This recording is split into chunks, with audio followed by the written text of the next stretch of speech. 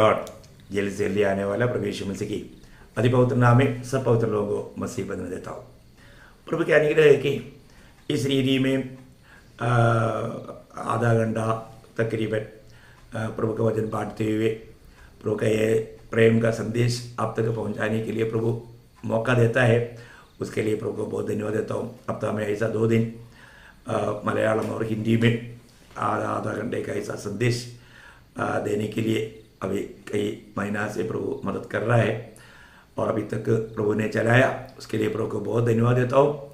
और आप सबको जल्द से जल्दी आने वाला प्रभु यीशु मसीह के अति मधुर नाम में मेरा मसीह वचन देता हूँ। प्रभु का वचन को जानना कितना अच्छी बात है और ये वचन मानव स्वर्ग में हमेशा के लिए स्थिर किया हुआ प्रभु का वचन है और ये वचन में बना रहना अनेक भक्तों का कर्तव्य है। तो आज भी प्रभु ने मुझे दिया हुआ एक छोटा सा आलोचना मैं आपके साथ बांटना चाहता हूँ। उसके आधार में हम एक वचन पढ़ेंगे, दूसरा तिमोथी 1 अध्याय उसका 12 वचन। इस कारण मैं इन बात दुखों को भी उठाता हूँ पर लज्जाता नहीं, क्योंकि मैं उसे जिस पर मैंने विश्वास किया है जानता हूँ। देखिए, मैं वही आखिरी भाव को मैं लेना चाहता हूँ कि मैंने जिस पर विश्वास किया मैं उसे जानता हूँ। क्या बात है प्रियो, है कितनी ऐसा मसीह लोग कह पाएगा मैंने जिस पर विश्वास किया मैं उसको जानता हूँ, है ना। प्रभु को जानना ये बहुत जरूरी बात है। आज बहुत से लोग प्रभु को ना जानने के कारण प्रभु का इच्छा के खिलाफ उनका जीवन की यात्रा हो जाता। जो प्रभु को जानेगा वो कभी भी प्रभु की इच्छा से बाहर नहीं जाएगा। बहुत बड़ी बात है हमारे जीवन में हम प्रभु को जानना। प्रभु को जानने से हमको हमारे जीवन एकदम आनंद से या शांति से या आशा से भर जाएगा। आप कितना मसीह को जानोगे आपको और भी जानने का तड़प बढ़ेगा। और वो भी कैसे जानना, जैसा 34 भजन संगीता का 8 वचन में दावीद कहता है, चक्कर जानो। कैसे जानना? परख कर देखो कि यहोवा कैसा भला है। परख कर देखो, परख कर देखो, परखना है बोलने का मतलब हमारे जीवन में अनुभव करके देखना है।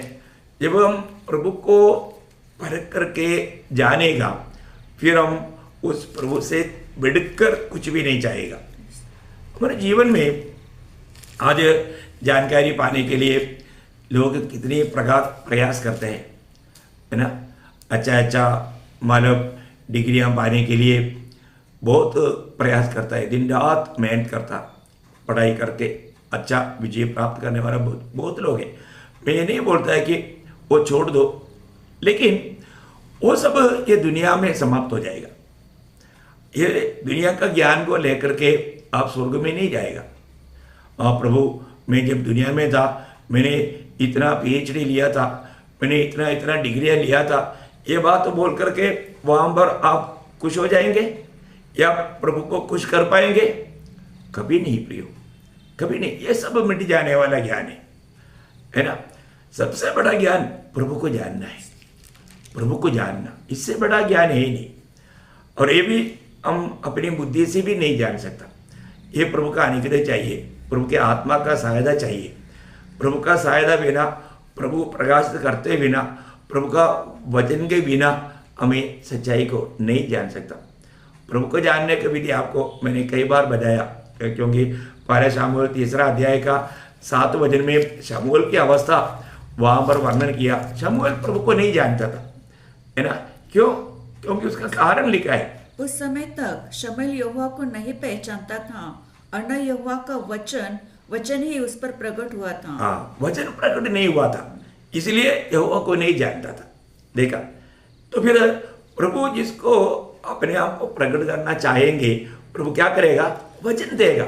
उसका 21 वचन में लिखा है। और यहोवा ने शीलो में फिर दर्शन दिया, क्योंकि यहोवा ने अपने आप को शीलो में शमूएल पर अपने वचन के द्वारा प्रकट किया। कितना अनमोल बात है ना।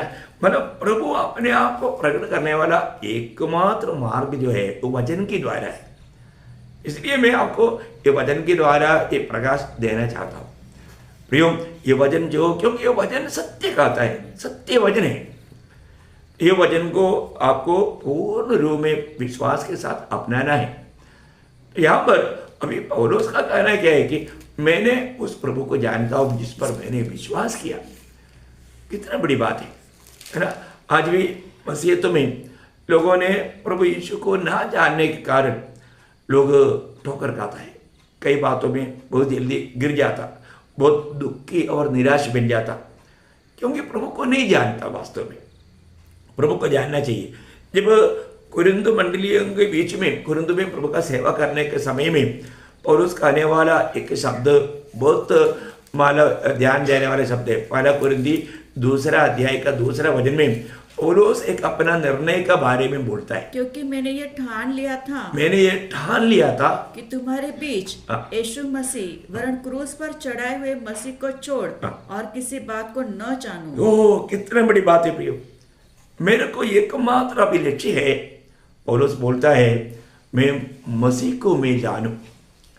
मसीह को जानना, देखा है अभी मानव दमस्कस का द्वार पर प्रभु पौलुस को प्रकट हो गया, पौलुस प्रभु से भेंट किया, लेकिन वो बोलता है कि अभी मुझे उस प्रभु को जानना है, मुझे प्रभु को जानना। और प्रभु को जानने के मार्ग में वो आगे बढ़ रहे हैं। आप देखिए उनका दिल में एकमात्र उमंग है। अभी हम लोग कोई भी प्रभु में आया है तो वो स्वर्गीय पिता का अनुग्रह है, क्योंकि पहला कुरिन्थी 1 अध्याय का 30 वचन बहुत अनमोल वचन है, उसका शुरुआत ही पढ़ना काफी है। परंतु उसी की ओर से बोलेगा तो पिता की ओर से तुम मसीह यीशु में हो। तुम मसीह यीशु में। देखो प्रियो, आज हम कहाँ पर है? जो भी उद्धार पाया पिता की ओर से, हम मसीह यीशु में है। यीशु में होने के बाद में हमें यीशु मसीह को जानना। देखो, एक व्यक्ति जितना दिन साथ में रहेगा उसको वो व्यक्ति के बारे में ज्ञान बढ़ेगा। मतलब आपको एक आधा बार देखा, हंसा, मिला, वो व्यक्ति के बारे में आपको क्या जानकारी है? आज बहुत लोगों को जैसे प्रभु को जानना चाहिए ऐसा एक सच्चा जानकारी नहीं है ना।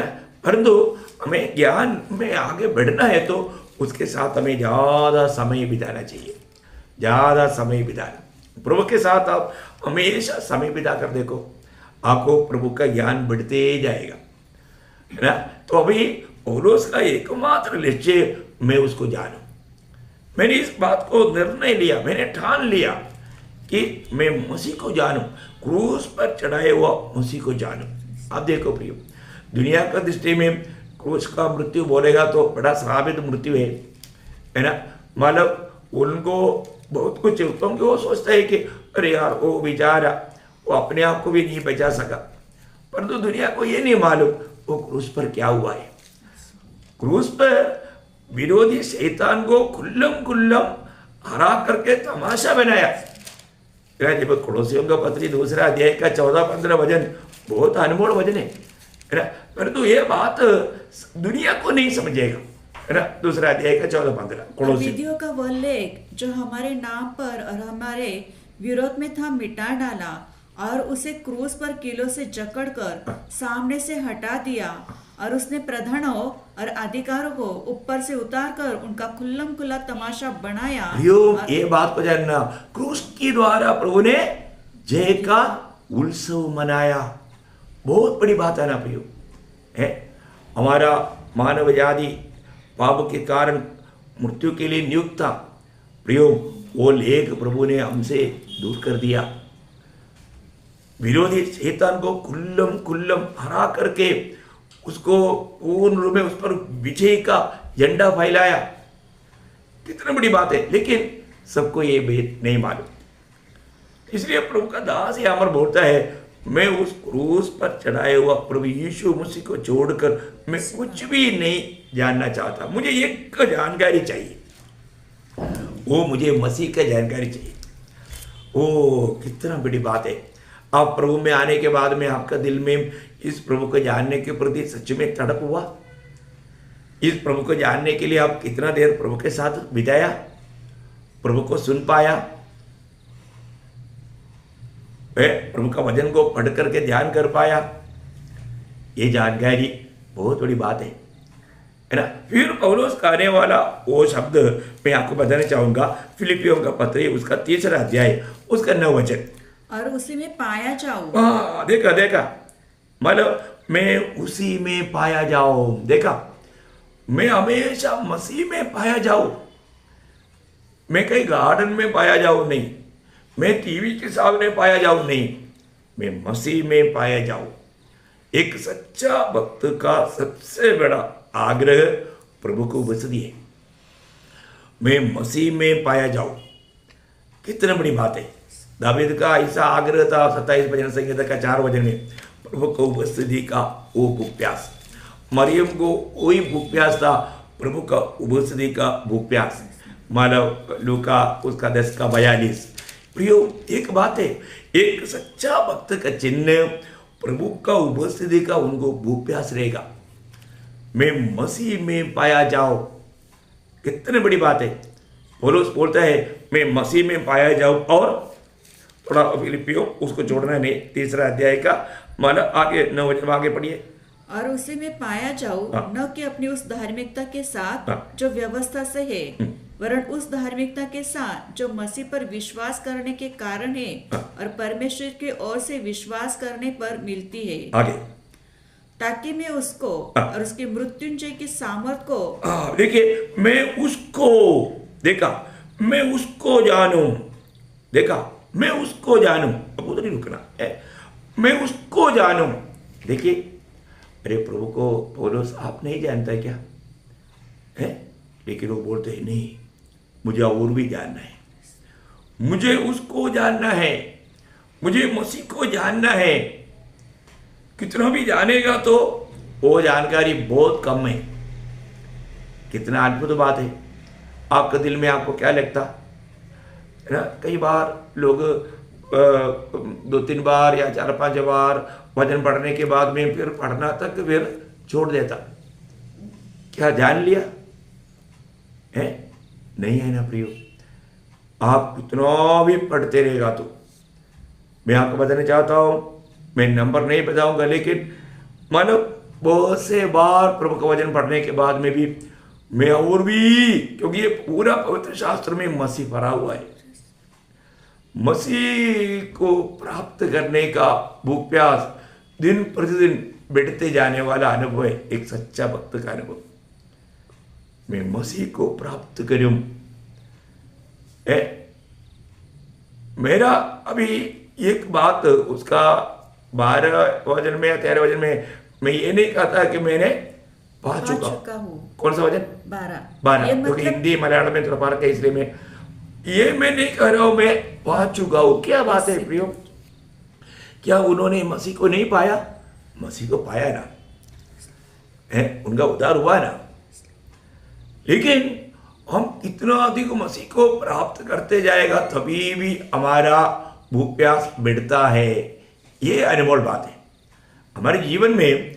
हम जितना मसीह को, मैं ये नहीं कहता मैंने वापस पढ़ना, यह मतलब नहीं कि मैं पा चुका हूँ, मैं पा चुका हूं बोल करके मैंने अभी वो छोड़ दिया, ऐसे नहीं है। फिर यह सिद्ध हो चुका हूँ, हाँ, मैं सिद्ध हो चुका हूं, ऐसे नहीं। फिर पर उस पदार्थों को पकड़ने के लिए दौड़ा चला जाता हूँ, देखा, मैं दौड़ा चला जाता हूँ, मुझे और भी मसीह को जीतना है। मैं आपको बताना चाहता हूँ प्रियो, हमारा ओरिजिनल धन ये दुनिया का धन नहीं, दुनिया का किसी प्रकार का भी धन नहीं। हमारा सच्चा ओरिजिनल धन जो है वो यीशु मसीह है, यीशु मसीह है। हम जितना अधिक मसीह को प्राप्त करोगे वही एक सच्चा धनवान है। बहुत बड़ी बात है, मैं आपको बताना चाहता हूँ, है ना। अपने जीवन में मतलब आज मैंने कहाँ तक मसीह को प्राप्त कर पाया।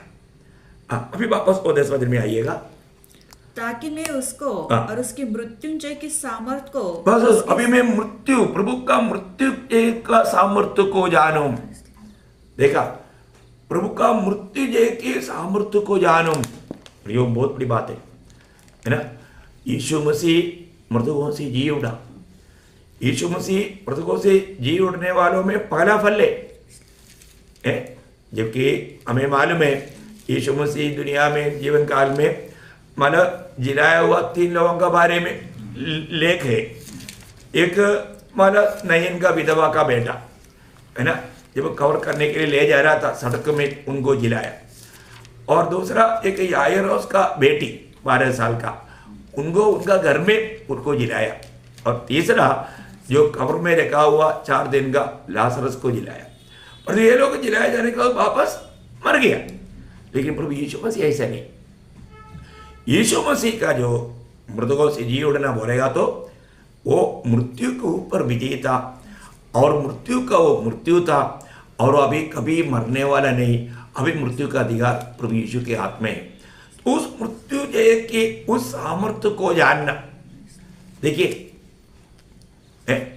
आपको मालूम है दुनिया में बहुत सामर्थ्य है, सारा सामर्थ्य मिलकर कोशिश करेगा तो भी एक मुर्दे को भी जिंदा नहीं कर सकता।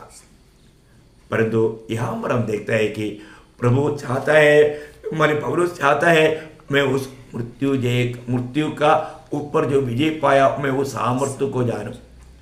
जबकि रोज प्रभु के ओर से सामर्थ्य पाकर जीने वाले व्यक्ति था प्रेषित पौलुस, क्योंकि उसका भी जीवन में शारीरिक रीति में बहुत क्लेश था, बहुत तकलीफ था।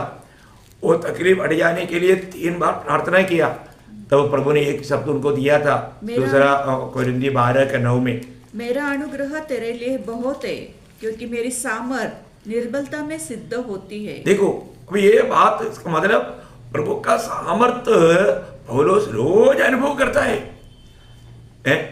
रोज अनुभव करता है।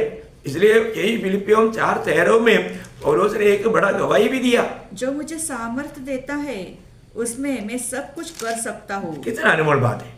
मतलब प्रभु मुझे सामर्थ्य देता है, प्रभु मुझे सामर्थ्य देता है। प्रियो, एक बहुत बड़ी अद्भुत बात है हमें अपने जीवन में जानना, मतलब प्रभु का जन हमेशा प्रभु का सामर्थ्य में होकर जीवन बिताना। अभी जो भी लोग प्रभु में हैं वो लोग एक दिन पुनरुत्थान होने वाला है ना, पुनरुत्थान होने वाला है। तो जब रोमियो का पत्र 8 अध्याय उसका 11 वचन में, यदि उसी का आत्मा जिसने यीशु को मरे हुए में से जिलाया, देखो यीशु मसीह को मरे हुए में से जिलाने वाला वो सामर्थ क्या था? प्रभु की आत्मा था, और वही आत्मा अभी हमारे में रहता। आप देखिए, आगे पढ़िए। तुम में बसा हुआ है, तो जिसने मसीह को मरे हुए में से जिलाया, वो तुम्हारी नश्वर देहों को भी अपनी आत्मा के द्वारा जो तुम्हें बसा हुआ है जिलाएगा। देखा, ये वायदा है प्रियो। इसका मतलब एक सच्चा उदार पाया व्यक्ति को ये सामर्थ्य को रोज अनुभव करना है। आपको मालूम है आज बहुत लोग अपने आप को क्रिस्ती कहता है, पर उसको उसमें मसीह की आत्मा ही नहीं, आत्मा नहीं है तो फिर मसीह के लोग कैसे बन सकता? वहां पर वही रोमियो 8:9 में बी पाठ में लिखा है, यदि किसी में मसीह का आत्मा नहीं तो वो उसका जन नहीं। देखा प्रियो, एक मसीह व्यक्ति में मसीह की आत्मा है, और वो मसीह की आत्मा का सामर्थ्य में वो चलता है, और वो सामर्थ्य को अनुभव करता है। कितना गंभीर बात है। तो अभी पौलुस का बड़ी एक आशा है कि मैं उस पुनरुत्थान का सामर्थ्य को, और आगे, और उसके साथ दुखों में सहभागी होने के बाप रे, उसके साथ मसीह के उस दुखों का उस भेद को मैं जानूं। बाप रे, आज आप मुझे बताओ, यीशु मसीह कष्टों में सिद्ध हुआ, कष्टों में सिद्ध हुआ यीशु मसीह के कष्टों का वो भेद को जानना बोलेगा तो वो व्यक्ति कितना समर्पित होना चाहिए प्रिय। क्योंकि आपको मालूम है बहुत लोगों का जीवन में जब कष्ट तकलीफ आता है तो लोग ठोकर खाता, लोग पीछे हट जाता है ना। परंतु एक सच्चा उदार पाया भक्त प्रियो उस कष्ट में भी आनंदित और मगन रहता, क्योंकि पवित्र आत्मा उसका भेद उनको समझाता। हमें ये बात को जानना। आज बहुत बार कई लोग बोलता है कि सिर्फ विश्वास करना काफ़ी है। नहीं प्रियो, अभी मैं थोड़ी देर पहले मतलब मैं आपको बताना चाहता हूँ, सिर्फ विश्वास करके आप उसमें प्रभु का पीछे चलने वाला वो कष्ट का मार्ग नहीं अपनाया, आप एक मसीह जीवन की यात्रा में नहीं, सकरा मार्ग नहीं, जीवन का मार्ग सकरा मार्ग है। मत्ती 7 अध्याय का 13-14 वचन आपको मालूम, हर एक वचन में नहीं पढ़ाएगा तो भी आपको मालूम। प्रियो, वो सकरा मार्ग बहुत प्रकार का तकलीफ का मार्ग है। है ना। यीशु मसीह के पीछे चलने वालों को तकलीफ है, क्योंकि यीशु मसीह ने हमें आदर्श दिया। वो आदर्श तक क्या है, पहला पत्रोस 2:21, वो एक कष्ट का है, बिना कष्ट का नहीं प्रियो। पर तो कई लोग ये बात को मानने के लिए तैयार नहीं। और तुम इसी के लिए बुलाए भी गए हो, क्योंकि मसीह भी तुम्हारे लिए एक दुख उठाकर मसीह तुम्हारे लिए दुख उठाया और तुम्हें एक आदर्श आदर्श देकर गया। मतलब हमको भी दुख का उस मार्ग में चलना। इसलिए हमारा नियुक्ति क्या है, पहला थिस्सलुनीकियों 3 का 3 वचन में पौलुस गाता है। आप देखो ये वचन जानना प्रियो, कि कोई इन क्लेशों के कारण डगमगा न जाए, क्योंकि आप जानते हो कि हम इन्हीं के लिए ठहराए गए हैं। किन के लिए ठहराया गया? कष्ट सहने के लिए, क्लेश सहने के लिए हमको नियुक्ति है प्रियो, है ना। और आपको आत्मा दिया, आत्मा का जरा वरदान दिया। वो किस लिए वरदान दिया आपको मालूम है? फिलिपियों 1:29 वचन क्या बोलता? क्योंकि मसीह के कारण तुम पर यह अनुग्रह हुआ है कि न केवल उस पर विश्वास करो, पर उसके लिए दुख भी उठाओ। देखा, दुख उठाना या कष्ट सहना बहुत बड़ी बात है ना भाई। बहुत इसके बारे में बोलने चाहिए तो बहुत कुछ है। तो पौलुस बोलता है मैं मसीह की उन कष्टों में, देखो कष्ट से भागने के लिए आज पवित्र लोगों में बहुत लोगों का हमारा निर्णय है, आप मसीह के मार्ग पर नहीं। पौलुस चाहा कि मैं मानो मार्ग में चलूं, तो उन्होंने मतलब कैसे चला आपको मालूम है? पौलुस का जीवन में आया हुआ कष्ट का, है ना। 2 कोरिन्थी 11 उसका 23 से आप 31 तक पढ़ेगा तो वहां पर एक छोटा विवरण है। क्या वे ही मसीह के सेवक है? मैं पागल के समान कहता हूँ, मैं उनसे बढ़कर हूँ। अधिक परिश्रम करने में, बार बार कैद होने में, कोड़े खाने में, बार बार मृत्यु के जोखिमों में। 5 बार मैंने यहूदियों के हाथ से 39 कोड़े खाए। अब बताओ 5 बार कोड़ा खाने के बाद 195, ओह उनका पूरा शरीर का हालत क्या रहेगा प्रिय? आप थोड़ा सोचो है। देखो प्रभु यीशु मसीह की कष्टों में सहभागी होने के लिए निर्णय लेकर के आगे बढ़ा हुआ पौलुस को कितनी प्रकार का कठिनाई उड़ाना पड़ा। और आगे 3 बार मैंने बेतें खाई, 1 बार मुझ पर पत्थर और किया गया, 3 बार जहाज जिस पर मैं चढ़ा था टूट गए, 1 रात दिन मैंने समुद्र में काटा। मैं बार बार यात्रियों में, नदियों की जोखिमों में, डाकुओं की जोखिमों में, अपने जाति वालों से के जोखिमों में, अन्य जातियों से जोखिमों में, नगरों की जोखिमों में, जंगल की जोखिमों में, समुद्र के जोखिमों में, झूठे भाइयों के बीच जोखिम में रहा। परिश्रम और कष्ट में, बार बार जागते रहने में, भूख प्यास में, बार बार उपवास करने में, जाड़े में उघाड़े में रहने में, और अन्य बातों को छोड़ किसी का वर्णन में नहीं करता। सब कलीसियाओं की चिंता प्रतिदिन मुझे दबाती है। अब बताओ प्रियो, उस भक्त का जीवन में मतलब उनका जो इच्छा था मैं वो मसीह की कष्टों में भी मैं भाग लूं। देखिए बहुत बड़ी बात है। उसका मतलब मीठा इस सही रीति में अनुभव किया हुआ एक सच्चा भक्त है पौलुस। वापस पढ़ना हो भाव को। उसके साथ दुखों में सहभागी होने के मर्म को जानो और आगे, और उसकी मृत्यु की समानता को प्राप्त करूं। देखा, उसकी मृत्यु की समानता को मैं प्राप्त करूं। प्रियो आप सोचो, हमारे जीवन में इस प्रकार का एक इच्छा हमारे दिल में आया है। उसके लिए उसने क्या किया कि मैं किसी भी रीति से मरे हुए में से जी उठने के पद तक पहुंचूं। देखा, मैं भी उस पुनरुत्थान का पद तक पहुंचूं। और आगे, यह मतलब नहीं कि मैं पा चुका हूँ, मतलब वहां पर मतलब इस कारण मैं सब कुछ मतलब थोड़ा समझता हूँ। मेरा इसमें 11 वचन की भी जो बातें में मेरे लाभ की थी उन्हीं को मैंने मसीह के कारण हानि समझ लिया। कौन सा वचन है? 7 और 8 है। नहीं आगे होना चाहिए। ये मेरा मलयालम में 11 वचन है, बी पाठ। ठीक है, आगे पीछे हो जाता। मतलब सब कुछ मैंने उसकी निम्ति मैंने सब कोड़ा समझा है। उसका मतलब 9 में हो सकता है आपका। हाँ। जिसके कारण मैं सब वस्तुओं को हानि हानि उठाई। उठाई हाँ, और सब उन्हें कूड़ा वस्तुओं का समझ, हाँ 8 का भी पढ़ते। 8 का भी पढ़, वापस पढ़ना उसको। जिस कारण मैंने सब वस्तु की हानि उठाई देखा, और जिस कारण मैंने सब वस्तुओं का हानि उठाई, और उन्हें कूड़ा समझता हूँ, कूड़ा समझता हूँ। जिससे मैं मसीह को प्राप्त करूँ। देखा प्रियो, ये एक बड़ी बात है हमारे जीवन में, मतलब मैंने सब कुछ प्रभु के खातिर त्यागा। आप देखिए प्रियो, है क्यों? क्योंकि उसको मैंने जाना। अभी आपको मालूम है, प्रभु ने जब स्वर्गराज के भेदों के बारे में बताने के समय में एक व्यक्ति ने, उस रास्ते में बहुत लोग गया, और एक व्यक्ति को उस खेती में छिपा हुआ वो मोती दिखाई दिया। उसका मूल्य समझा, तो उन्होंने क्या किया, उन्होंने जाकर के अपना सब कुछ बेचकर वो खेती लिया। दुनिया बोला एक कितना मूर्ख है, परंतु वो आनंद से उड़ी मार रहा था, क्योंकि उसने जो भेजा उसे कई करोड़ों अधिक गुना बढ़ करके मोती वो धन उसको मिल गया, है ना। जब मत्ती 13 अध्याय का 44 से 46। स्वर्ग का राज्य हाँ। खेत में छिपे हुए धन के समान है, जिसे किसी मनुष्य ने पाया और छिपा दिया, और मारे आनंद के जाकर अपना सब कुछ बेच दिया और उस खेत को मोल ले लिया। फिर स्वर्ग का राज्य एक व्यापारी के समान है, जो अच्छे मोतियों की खोज में था।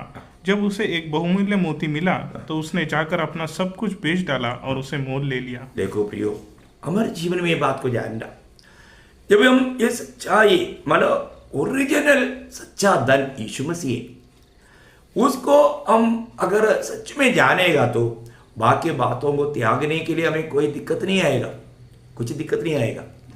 इसी कारण है ना, एक सच्चा चेला बनने के लिए हमें सब कुछ त्यागना ही पड़ता है प्रियो। ये बात बहुत लोगों को अच्छा नहीं लगेगा, लेकिन सच्चाई वो है ना। जब लूका उसका 14 अध्याय का 27 वचन पहले पढ़ना। और जो कोई अपना क्रूस न उठाए और मेरे पीछे न आए, वह भी मेरा चेला नहीं हो सकता। यहाँ पर बोलता है, पहली बात अपनी सूली लेकर के चलना। अभी उसका 33 वचन पढ़ना। इसी रीति से तुम में से जो कोई अपना सब कुछ न त्यागे, वह मेरा चेला नहीं हो सकता। देखा, सब कुछ। अभी पौलुस ने यहाँ पर सब कुछ त्यागा। उन्होंने बोला जो भी मेरे लाभ का था, मैंने सब कुछ कूड़ा कचरा जान करके उसको त्यागा। किस लिए? मैं मसीह को जीतूं, मसीह को जीतूं। प्रियो, बिना त्याग का जीतना असंभव है, असंभव है। एक सच्चा मसीह बनकर के जीने के लिए हमें दाम देना ही पड़ता। ये एक छोटा बात नहीं। मैं आज सचमुच में एक सच्चा मसीह जीवन बिताने वाला है क्या? मैं जिस पर विश्वास किया, मैं उसको जानता है क्या? यह बात को हमें पार कर देखना है। जिसने प्रभु को जानेगा उसको, मतलब ये नाशवान दुनिया का कोई भी बात त्यागने के लिए कोई दिक्कत नहीं आएगा, कोई उसको मुश्किल नहीं लगेगा। पर जो जिसने प्रभु को सही में नहीं जाना, उसको त्याग बोलेगा तो उसके लिए बहुत महंगा पड़ेगा। वो पैसा छोड़ने के लिए तैयार नहीं होगा, है ना। तो एक सच्चा चेला बनना है तो आपको मालूम, उसको सब कुछ त्यागना पड़ता, सब कुछ त्यागना पड़ता। अपनी प्राण को भी प्रभु की खातिर देना पड़ता, तभी वो जाकर के मसीह को जीत पाएगा। आज इस मसीह को इस रीति में जीतने की एक अच्छा निर्णय में आपका दौड़ है कि नहीं, ये बात को पार करना पड़ेगा। जैसे पौलुस ने कहा, इस पर मैंने विश्वास किया, मैं उसे जानता हूँ। क्या आपने अभी तक यीशु मसीह को जाना? यीशु मसीह को अपने जीवन में ऐसा एक प्रथम स्थान है। यीशु मसीह को रोज जीतने वाला अनुभव है। रोज हमें मसीह को जीतना प्रियो, क्योंकि आनंदता में यही हमारा ओरिजिनल संपत्ति है। इसलिए मसीह को जीतकर, मसीह में रहकर उस दिन स्वर्गीय पिता के सामने सम्मानित होने के लिए प्रभु वचन सुनने वाला और सबको सहायता करे। प्रभु को महिमा मिले। आमीन।